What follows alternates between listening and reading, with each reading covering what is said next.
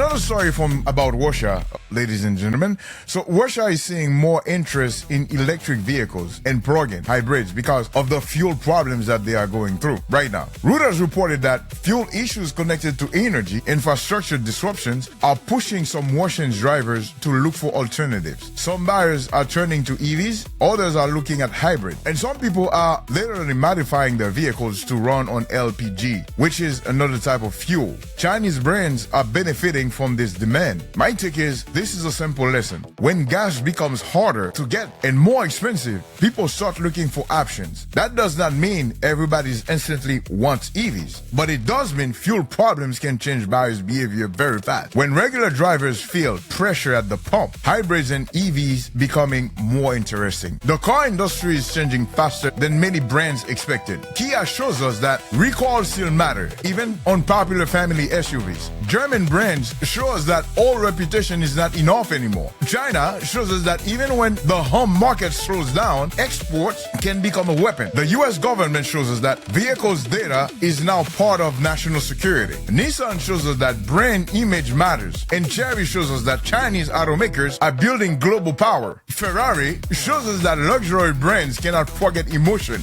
And Volkswagen shows us that even giant automakers can be forced to change as needed. My honest advice is, do not buy the hype. The brand name sounds strong. A real question is it safe? Is it reliable? Can I afford it? Can I repair it? Is the technology useful? And does the vehicle make sense for my real life use? Because the best car is not always the newest car. The best car is the car that can serve you without becoming a headache. And this is it, folks, for this week's Berdy Automotive update. Don't just watch the news. Don't just follow the news. Understand it. That's how you stay ahead. I'll see you on the next one. Like, subscribe, and share it to someone you know that want to stay informed. My name is Berdy, folks. Until next time. Bye-bye.